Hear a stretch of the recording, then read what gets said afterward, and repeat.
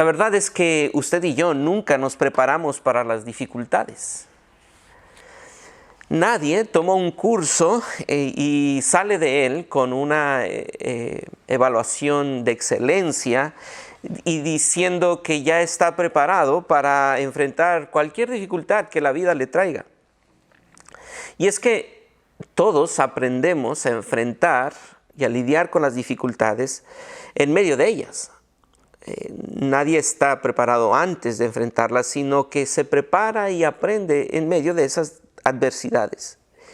Y durante esos tiempos difíciles, los cristianos normalmente tenemos en nuestra mente que tenemos recursos que podemos utilizar para enfrentar esas dificultades.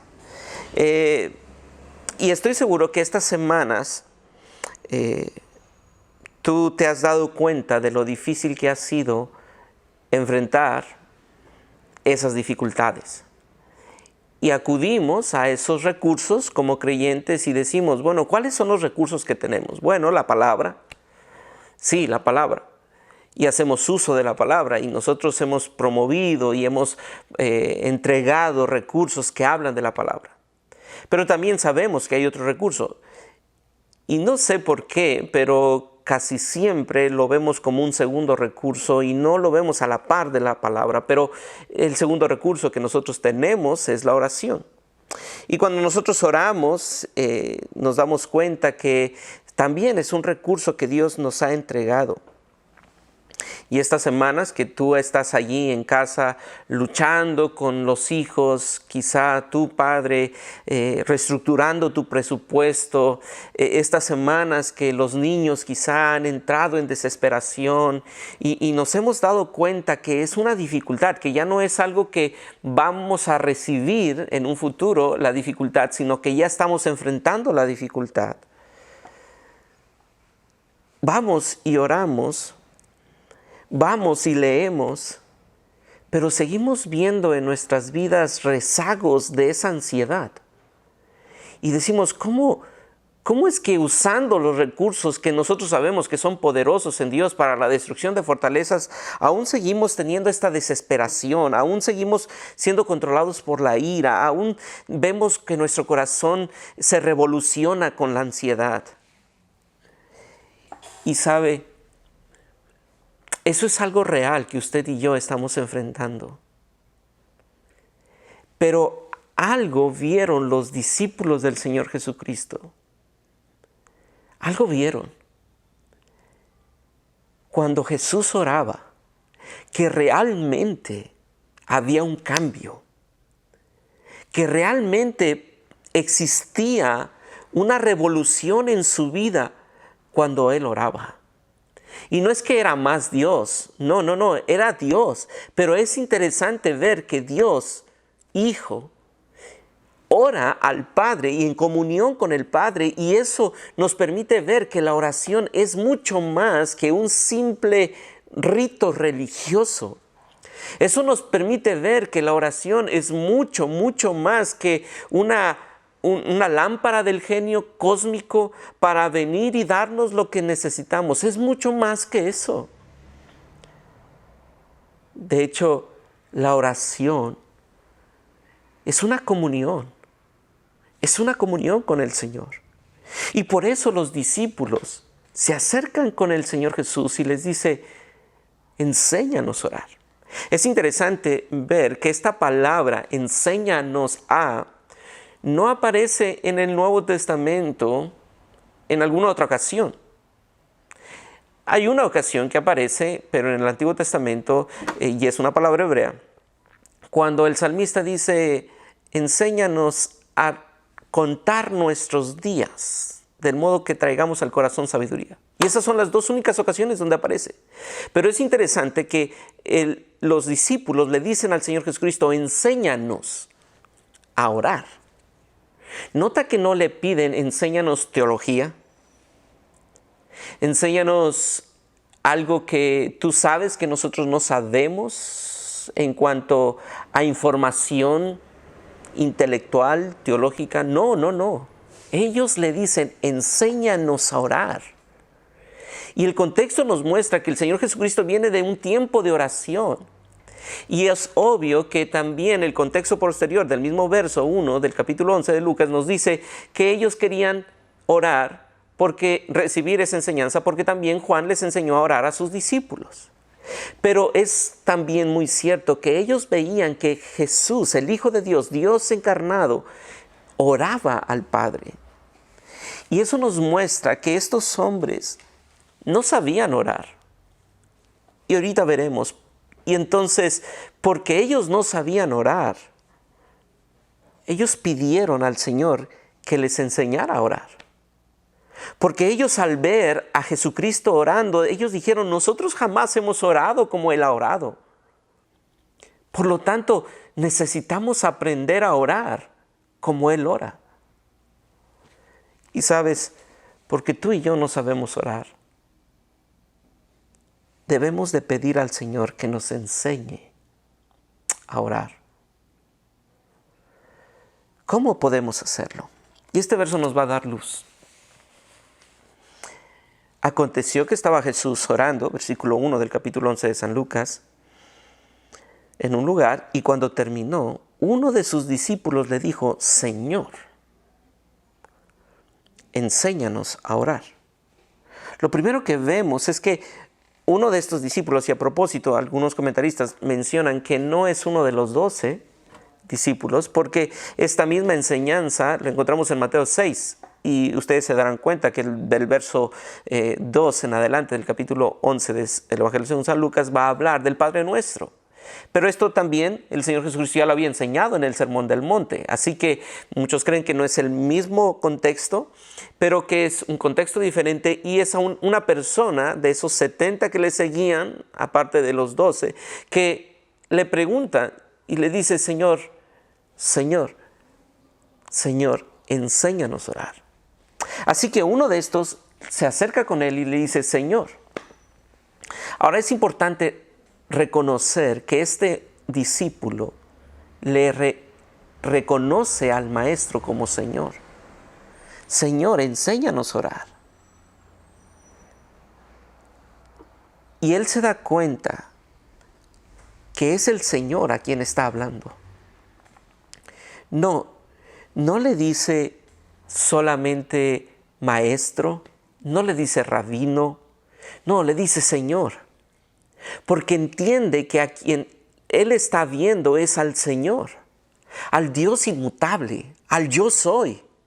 Y a él le dice, Señor, enséñanos, tú eres el maestro, tú eres el soberano, tú eres el justo, enséñanos a orar.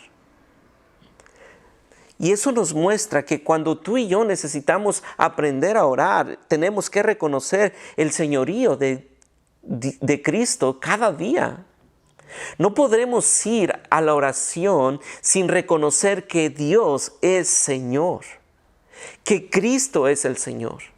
Y déjenme aplicar esto, porque muchas veces nosotros vamos a la oración pensando que tú y yo somos los señores y que tenemos a nuestra disposición a un Dios que está allí como un genio para satisfacer tus necesidades y mis necesidades. Y está tomando lista de tus peticiones para decir, bueno, sí te lo hago, sí puedo hacértelo, no te lo puedo hacer. No. La oración no es para que tu reino se establezca en tu vida. No, la oración es para que tú reconozcas el señorío de Dios y digas, tú, Señor, eres quien determina lo que está pasando en mi vida. Y tú, Señor, tú, Maestro, tú inmutable, tú omnipotente, tú, enséñame a orar. A orar.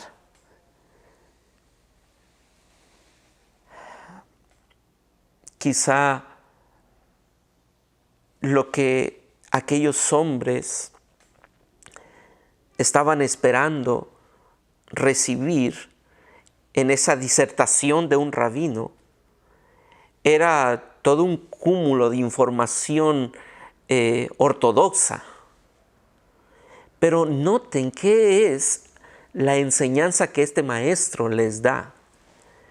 Y encontramos que inmediatamente el Señor Jesucristo les dice en el verso 2, cuando oréis, decid, Padre nuestro que estás en los cielos, santificado sea tu nombre, venga tu reino, hágase tu voluntad. Y cuando estos hombres reciben esta información, el Señor Jesucristo les dice, oren diciendo, Padre. Sí, soy el Señor, pero ustedes se acercan al Padre cuando oran. Así que el Señor, quien nos enseña a orar, nos dice, acérquense al Padre. La relación que ahora estoy comenzando con ustedes y que ustedes pueden comenzar con el Padre, con Dios, con Jehová, es una relación de amor paternal. Pero quisiera que viéramos la segunda parte de esta declaración de este discípulo. Señor, enséñanos a orar. Enséñanos a orar. Y esto muestra que estos hombres requieren aprendizaje. El primer punto entonces es, para que tú y yo podamos aprender a orar, requiere que reconozcas el señorío de Cristo cada día. Pero también para que tú y yo aprendamos a orar, requiere que tú declares tu incapacidad y tu necesidad de aprendizaje. Es una confesión de ignorancia la que estos hombres hacen en este momento. Porque ellos dicen, yo no sé orar, enséñame a orar. Y cabe mencionar que ellos tenían oraciones prolongadas. Ellos tomaban los salmos para orar al Señor. De hecho, nosotros encontramos en Deuteronomio continuas oraciones que ellos tenían que hacer. Y la ley establecía la forma en que ellos tenían que acercarse a Dios. Así que ellos continuamente, los judíos al salir de su casa y al entrar a su casa, decían una oración. Pero ellos se dan cuenta que esa oración no tiene mucho que ver con la oración que el Señor Jesucristo estaba haciendo. Por lo tanto, ellos dicen, somos ignorantes de la oración que tú estás haciendo. La forma en que tú oras es tan diferente a la nuestra. Y sabe, creyente, mi querido hermano, muchas veces tú y yo tenemos oraciones ya estereotipadas, trilladas, que no reflejan esa comunión de Dios Padre con el Hijo, contigo como hijo. No, reflejan más una rutina religiosa, reflejan más una frialdad, reflejan más una exigencia y una demanda que una relación tierna.